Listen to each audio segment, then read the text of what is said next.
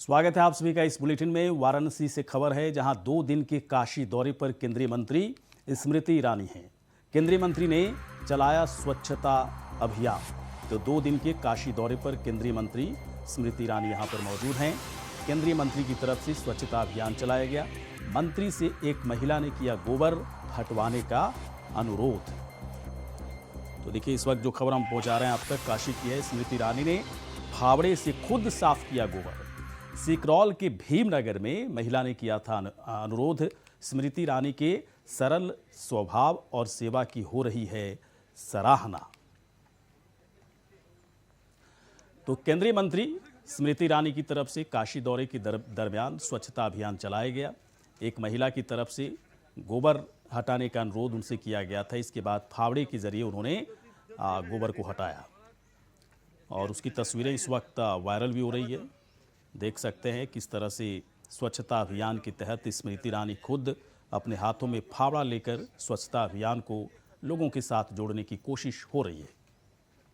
अभिषेक का हमारे साथ इस वक्त हैं और भी अपडेट के लिए। अभिषेक का पूरी जानकारी बताएं। ये फावड़े से जो गोबर हटाने का काम स्मृति ईरानी की तरफ से किया जा रहा है, खुद कर रही हैं या किसी की तरफ से अनुरोध किया गया, और क्या क्या कार्यक्रम है उनका इस वक्त काशी में?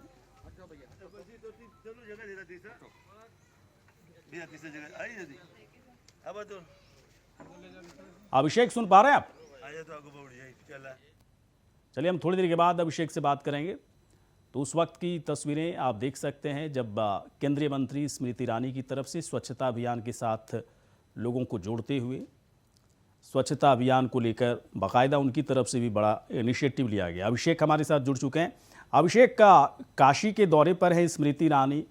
कई वीडियो वायरल इस वक्त हो रहे हैं जिसमें साफ तौर पर लग रहा है कि बहुत ही सरलता के साथ वो स्वच्छता अभियान के साथ खुद को जोड़े हुए हैं, लोगों को भी प्रोत्साहित कर रही हैं। क्या क्या और कार्यक्रम है उनका?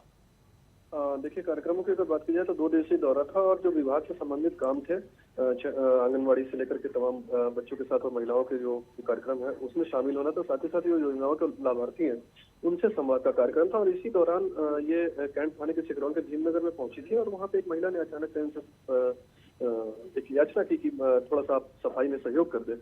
तो ये तुरंत फावड़ा लेकर के स्मृति ईरानी जो है वो तैयार हो गई और इस तस्वीरों में साफ तौर पे देखा जा सकता है कि बड़े ही अच्छे तरीके से, और ये तकरीबन इन्होंने 5 मिनट तक, करीबन 2 से 3 मिनट तक करीबन इन्होंने सफाई की। इनके साथ साथ देख करके उत्साही जो कार्यकर्ता थे वो भी सफाई में जुड़ गए। तो ये स्मृति ईरानी का अपना एक व्यवहार है।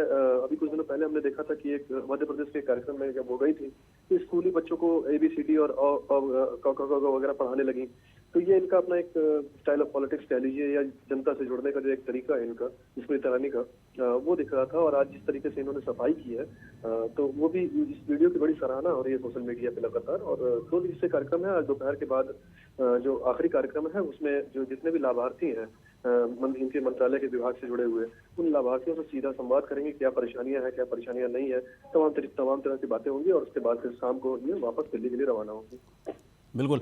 अभिषेक, काशी जो है प्रधानमंत्री नरेंद्र मोदी का संसदीय क्षेत्र माना जाता है और वो खुद भी काफ़ी एक्टिव रहते हैं काशी को लेकर, काशी की समस्याओं को लेकर, आम जनता की परेशानियों को लेकर।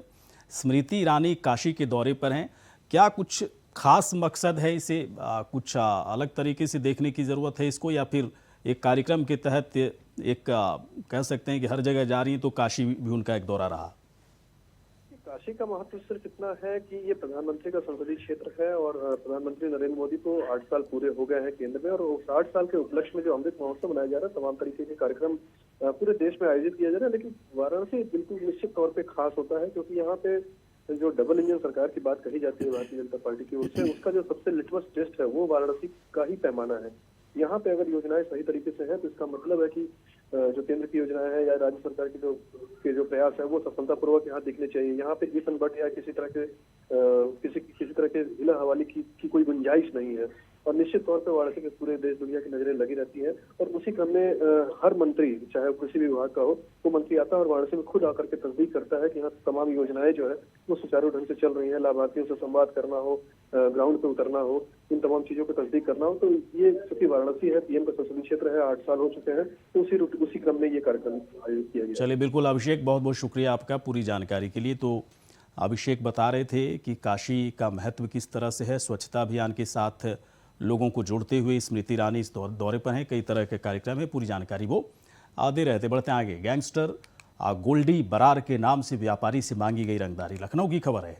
आरोपी ने व्यापारी से मांगी 10 लाख रुपए की रंगदारी। व्यापारी से 1 घंटे के अंदर 10 लाख रुपए देने की मांग की।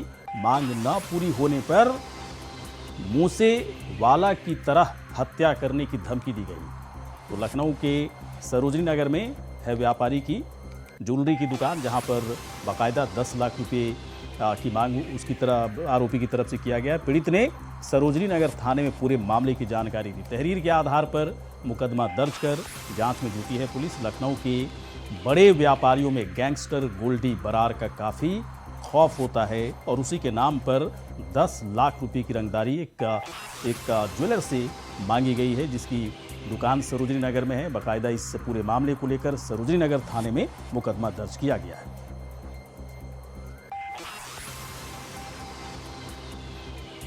तो लखनऊ के बड़े व्यापारियों में गैंगस्टर गोल्डी बरार का खौफ और गोल्डी बरार के नाम पर 10 लाख रुपए की रंगदारी मांगी गई। गैंगस्टर गोल्डी बरार के नाम से व्यापारी से मांगी गई रंगदारी 10 लाख रुपए की तुरंत दो, नहीं तो मूसे वाला की तरह हत्या करने की धमकी दी गई। इस पूरे मामले को लेकर व्यापारी ने लखनऊ की सरोजनी नगर थाने में मामला दर्ज करवाया है। फिलहाल पुलिस इस पूरे मामले की तहकीकात कर रही है कि किस गैंग का ये काम हो सकता है। वैसे गोल्डी बरार का नाम इसमें लिया गया है, लेकिन हो सकता है कि उसके नाम का इस्तेमाल किया जा रहा हो। सिद्धार्थ हमारे सहयोगी और अपडेट करेंगे। सिद्धार्थ, क्या जानकारी निकल पाई कि वाकई में गोल्डी बरार की तरफ से या उसके नाम से रंगदारी मांगी गई? देखिए, अभी इस मामले को लेकर पुलिस कुछ बोलने नहीं दे। पुलिस मामले की जांच कर रही, कई सर्विलांस टीम लगा दी गई है और कई टीमें बना दी गई हैं। खुद पुलिस काफी इस मामले को लेकर तहकीकात में जुटी हुई है। लेकिन बड़ा सवाल ये उठता है, ये देखना होगा कि कई बार ऐसा होता है कि जो गैंगस्टर होता है, जो बड़ा अपराधी होता है, उसके नाम के कभी कभी कुछ लोग उपयोग करते हैं। तो कहीं ना कहीं ऐसा तो नहीं हुआ है। हर बिंदुओं पर पुलिस जांच कर रही है, लेकिन ये कहीं ना कहीं खुला चैलेंज है और ये बड़े व्यापारी हैं और ये बड़े ज्वेलर्स माने जाते हैं लखनऊ के। तो इससे इससे काफी दहशत है व्यापारियों में और भी व्यापारी इससे काफी सहमे हुए। लेकिन जो व्यापारी है उनका कहना है कि हमें पुलिस के ऊपर विश्वास है और लखनऊ पुलिस जल्द इनकी गिरफ्तारी, जिसने भी ये हरकत की है उसकी गिरफ्तारी हो जाए कर लेगी। तो कहीं ना कहीं व्यापारी जो है पुलिस के ऊपर काफी विश्वास जता रहे हैं। अब देखना यह है कि पुलिस कब इस मामले का खुलासा करती है, कब इसके जिसने धमकी दी है उसको कब गिरफ्तार करती है। लेकिन सबसे महत्वपूर्ण ये है कि कई बार ऐसा होता है कि नाम किसी का, बड़े अपराधी का नाम उपयोग करके कुछ लोग धमकी देते हैं। तो देखना यह है, पुलिस इस तथ्य की भी जांच कर रही है और पुलिस हर एंगल से इसकी जांच कर रही है। उम्मीद है कि पुलिस जल्द खुलासा कर देगी। जी चलिए, बिल्कुल सिद्धार्थ, शुक्रिया आपका इस पूरी जानकारी के लिए। तो गैंगस्टर गोल्डी बरार के नाम से व्यापारी से मांगी गई रंगदारी 10 लाख रुपए की रंगदारी मांगी गई है और बाकायदा इस पूरे मामले की लखनऊ की सरोजनी नगर थाने में मुकदमा दर्ज किया गया है। चलिए बढ़ते हैं आगे। यूपी सरकार के मंत्रियों ने खेला मैच। केडी सिंह बाबू स्टेडियम में मैच खेला गया। बीजेपी और समाजवादी पार्टी के विधायकों ने खेला मैच। तो इस वक्त जो खबर हम आप तक पहुंचा रहे हैं, यूपी सरकार के मंत्रियों ने खेला मैच और इस मैच को बीजेपी और समाजवादी पार्टी के विधायकों ने खेला। मौके पर दोनों पार्टियों के विधायक मौजूद रहे और केडी सिंह बाबू स्टेडियम में ये मैच खेला गया था।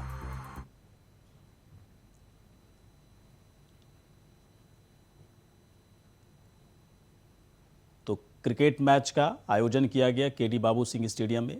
समाजवादी पार्टी और बीजेपी के विधायक बाकायदा इस मैच को खेलने के लिए यहाँ पर पहुंचे थे और उस वक्त का वीडियो हम आप तक पहुंचा रहे हैं जब मैच खेला जा रहा था। केडी सिंह बाबू स्टेडियम में समाजवादी पार्टी के विधायकों और बीजेपी के विधायकों के बीच मैच खेला गया। केडी सिंह बाबू स्टेडियम में ये मैच खेला गया है। तो लखनऊ से खबर है, जहां पर केडी सिंह बाबू स्टेडियम में समाजवादी पार्टी के विधायकों और बीजेपी के विधायकों के बीच मैच खेला गया। क्रिकेट मैच का आयोजन किया गया था। वैसे तो सदन से लेकर सड़क तक बाकायदा समाजवादी पार्टी की तरफ से सरकार की नीतियों पर एक बड़ा मोर्चा खोला जाता है और हर जगह सरकार की नीतियों की आलोचना होती है, लेकिन यहाँ पर आप देख सकते हैं कि राजनीतिक प्रतिद्वंदिता को भूलकर दोनों पार्टी क्रिकेट मैच खेलते हुए नजर आए। चलिए बढ़ते हैं आगे। स्वामी प्रसाद मौर्य कल 8 जून को करेंगे एमएलसी के लिए नामांकन। तो बड़ी खबर इस वक्त है, स्वामी प्रसाद मौर्य कल 8 जून को करेंगे नामांकन। पहले बीजेपी में थे, बीजेपी को छोड़कर समाजवादी पार्टी में गए, टिकट भी मिला इन्हें लेकिन ये हार गए। इसके बाद एमएलसी एक विकल्प इनके लिए बचा था और समाजवादी पार्टी की तरफ से पूरी तैयारी भी हो चुकी है कि कल इनका नामांकन एमएलसी के लिए करा दिया जाएगा। एमएलसी चुनाव के लिए नामांकन करेंगे स्वामी प्रसाद मौर्य। कल दोपहर 12:30 बजे नामांकन करेंगे स्वामी प्रसाद मौर्य। समाजवादी पार्टी के अध्यक्ष अखिलेश यादव भी उनके साथ रहेंगे मौजूद। स्वामी प्रसाद मौर्य ने बाकायदा इस बात की जानकारी ट्वीट करके दी है। तो समाजवादी पार्टी के नेता स्वामी प्रसाद मौर्य कल एमएलसी के लिए अपना नामांकन भरेंगे। नामांकन के वक्त समाजवादी पार्टी के अध्यक्ष अखिलेश यादव भी उनके साथ मौजूद रहेंगे। कल दोपहर 12:30 बजे नामांकन भरेंगे स्वामी प्रसाद मौर्य। और उन्होंने ट्वीट करके इसी पूरी जानकारी दी है एमएलसी नामांकन को लेकर के। क्या उन्होंने लिखा है, समाजवादी पार्टी के विधान परिषद सदस्य के प्रत्याशी हेतु नामांकन। उन्होंने जो ट्वीट किया है, आज के बजाय कल यानी कि दिनांक 8 जून 2012 को 12:30 बजे दोपहर में विधानमंडल भवन में किया जाएगा। इसमें समाजवादी पार्टी के राष्ट्रीय अध्यक्ष और पूर्व मुख्यमंत्री श्री अखिलेश यादव जी भी नामांकन में मौजूद रहेंगे। समाजवादी पार्टी के की तरफ से एमएलसी के लिए नामांकन का काम स्वामी प्रसाद मौर्य अब कल करेंगे। चलिए बढ़ते हैं आगे। लोकसभा उपचुनाव के नामांकन के बाद कांग्रेस के बड़े और नूर महल के नाम से मशहूर नेताओं ने बीजेपी उम्मीदवार को नूर महल में बुलाकर समर्थन दिया। नवाब काजिम अली खान उर्फ नावेद मियां ने अपने समर्थकों के साथ हमजा मियां की मौजूदगी में बीजेपी लोकसभा प्रत्याशी घनश्याम सिंह लोधी जी को बुलाकर समर्थन दिया, जिसकी फोटो वायरल हुई है। वायरल फोटो नवाब काजिम अली खान, अफरोज खान जैसे बड़े नाम इसमें दिखाई दे रहे हैं। तो रामपुर की खबर है, जहां पर बीजेपी उम्मीदवार को नूर महल में बाकायदा माना जाता है कि यहां से किसी को अगर समर्थन मिलता है तो उसकी जीत निश्चित मानी जाती है। चलिए बढ़ते हैं आगे। यूपी बोर्ड की 10वीं और 12वीं के नतीजों का इंतजार अब खत्म होने वाला है, क्योंकि 9 जून को दोपहर 12:30 बजे रिजल्ट नतीजा जारी किया जाएगा। यूपी बोर्ड की 10वीं और इंटरमीडिएट के रिजल्ट 12:30 बजे जारी किया जाएगा। 9 जून को यूपी बोर्ड की कॉपी जांचने का काम पूरा कर लिया गया है। रिजल्ट जारी करने की तैयारी को अंतिम रूप में जुटा है बोर्ड। इस बार कुल 51,92,689 कैंडिडेट्स ने कराया था एनरोल। इनमें से कुल 47,75,749 छात्रों ने दी थी परीक्षा और इसका अब इंतजार खत्म हो चुका है। 9 जून को रिजल्ट आएगा। तो यूपी बोर्ड की 10वीं और 12वीं के नतीजों का इंतजार खत्म हुआ। 9 जून को अब इसका नतीजा आएगा। तो बड़ी खबर इस वक्त है वैसे छात्रों के लिए जो 10वीं और 12वीं की जिन्होंने परीक्षा दी है और जिन्हें इंतज़ार है कि रिजल्ट हमारा कब आएगा, तो इंतज़ार उनका ख़त्म हो चुका है। बस एक दिन का इंतज़ार है, 9 तारीख को यानी कि 9 जून को उनका रिजल्ट आएगा। खबर जौनपुर से, जहां पुलिस अधीक्षक कार्यालय का वार्षिक निरीक्षण किया गया। इस दौरान पुलिस महानिरीक्षक वाराणसी परिक्षेत्र के सत्यनारायण ने इसका निरीक्षण किया। उन्होंने कार्यालय के सभी पटल के अलमारियों को खुलवाकर हर पत्रावलियों के बारे में जानकारी दी और कार्यालय में सफाई व्यवस्था बनाने का भी निर्देश दिया। तो पुलिस अधीक्षक कार्यालय का निरीक्षण किया गया। महानिरीक्षक ने वार्षिक निरीक्षण किया है। सत्यनारायण ने सभी पत्रावलियों की जानकारी ली। कार्यालय में सफाई व्यवस्था के निर्देश दिए गए। तो पुलिस महानिरीक्षक हैं सत्यनारायण, जिन्होंने इस निरीक्षण के कार्य को संपन्न करवाया।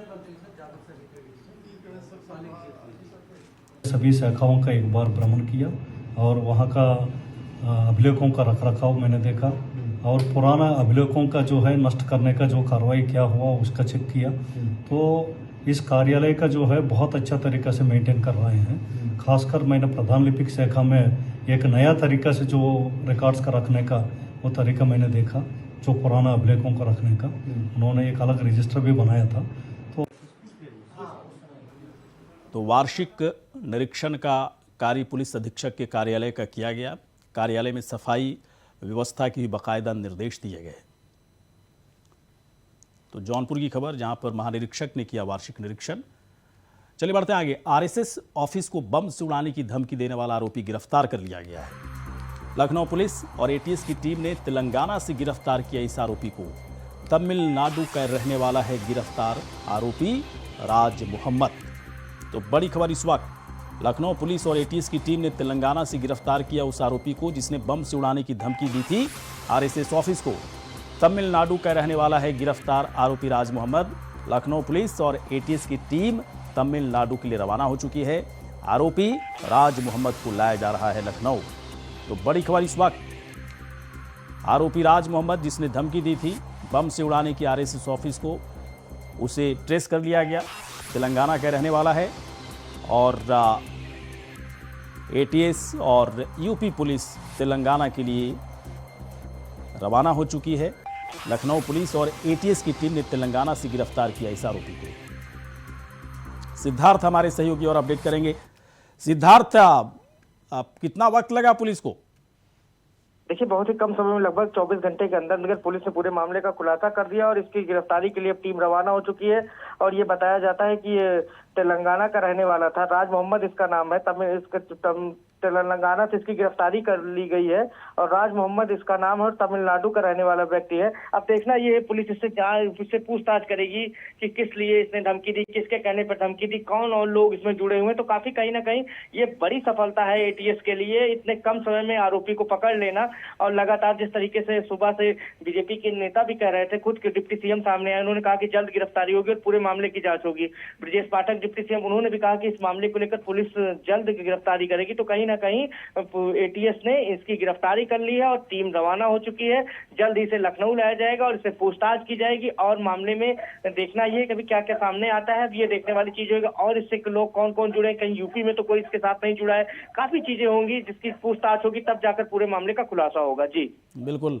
और सिद्धार्थ, एक बात और बताएं, धमकी किस तरह से दिया गया था और कैसे पुलिस उस तक पहुंच पाई, इसके बारे में कुछ जानकारी मिली आपको? जी बिल्कुल, जो हमारे सूत्र बताते हैं, एक व्हाट्सएप मैसेज आया था। यहाँ जो आरएसएस का कार्यालय की देखभाल करते हैं नीलकंठ तिवारी जी, उनके पास एक मैसेज आया था व्हाट्सएप के द्वारा कि यहाँ इस तरीके से यहाँ पर हमले किए जाएंगे। 4 जगह बताया गया था जहाँ जहाँ कार्यालय है। तो कहीं ना कहीं उन्होंने तुरंत पुलिस को संपर्क किया था और पुलिस को पूरे मामले की जानकारी दी थी और पुलिस ने मनियाव थाने में FIR दर्ज कर ली थी। और FIR दर्ज करने के बाद पुलिस ने तुरंत ही साइबर सेल लग गई। साइबर सेल एटीएस की संयुक्त कार्रवाई से ये इतनी बड़ी सफलता मिली है। सबसे महत्वपूर्ण ये है, मात्र 24 घंटे के अंदर अंदर पुलिस ने इस अपराधी को गिरफ्तार कर लिया, जबकि कहीं ना कहीं ये कभी कभी ऐसा होता है काफी लंबा समय लग जाता है, लेकिन इस बार पुलिस ने तत्काल उसको गिरफ्तार कर लिया है। लेकिन सबसे महत्वपूर्ण ये होगा कि यूपी में तो इसके कहीं कोई तार नहीं जुड़े, इस बात की पुलिस जांच करेगी और कोई गिरोह तो नहीं चला रहा है। देखिए कि कई मामले ऐसे निकलकर सामने हैं जिसमें कई यूपी के लोग भी उसमें शामिल होते थे, कई लोग शामिल होते थे। पुलिस हर एंगल से जांच करेगी। जी सिद्धार्थ, एक बात मैं और जानना चाहता हूँ, जब इस तरह की धमकी आई, अमूमन होता क्या है, इस तरह की धमकी देने वाले बेसिकली उनका कोई रोल नहीं होता, कोई कनेक्शन नहीं होता, शरारत भी कर देते हैं कई लोग। क्या इस एंगल से भी पुलिस देखेगी कि क्या ये शरारती तत्व है जो बस पुलिस और प्रशासन को नाक में दम करने के लिए इस तरह के कर रहे हैं, या कोई आतंकी कनेक्शन उसका अभी तक खंगाल पाई है पुलिस? जी बिल्कुल, अब देखिए आने वाले समय में सब चीजों की जानकारी होगी। अभी तो प्रथम दृष्टया पुलिस, जब इसके तेलंगाना पुलिस ने इसको गिरफ्तार कर लिया, अब लखनऊ पुलिस जाएगी, पूछताछ करेगी। चलिए बिल्कुल, देखना ये होगा ये कितना शातिर है, किस तरीके से। देखिए चलिए बिल्कुल सिद्धार्थ, इस खबर पर नजर बनाए रखेंगे, अपडेट लेते रहेंगे। फिलहाल शुक्रिया। लखनऊ से एक और खबर है, बांग्लादेशी नागरिकों को विदेश भेजने का मामला। पूर्व में एटीएस ने 20 लोगों को गिरफ्तार किया था इस पूरे मामले को लेकर। तो बांग्लादेशी नागरिकों को विदेश भेजने के मामले में पूर्व में एटीएस ने 20 लोगों को गिरफ्तार किया था। 6 आरोपियों की जमानत अर्जी एनआईए कोर्ट से खारिज हो चुकी है। फर्जी भारतीय दस्तावेज बनाकर विदेश भेजते थे असिदुल अल अमीन जुबैल जमील की जमानत खारिज कर दी गई। और फिलहाल इस बुलेटिन में इतना ही। आप देखते रहिए इंडिया वॉइस।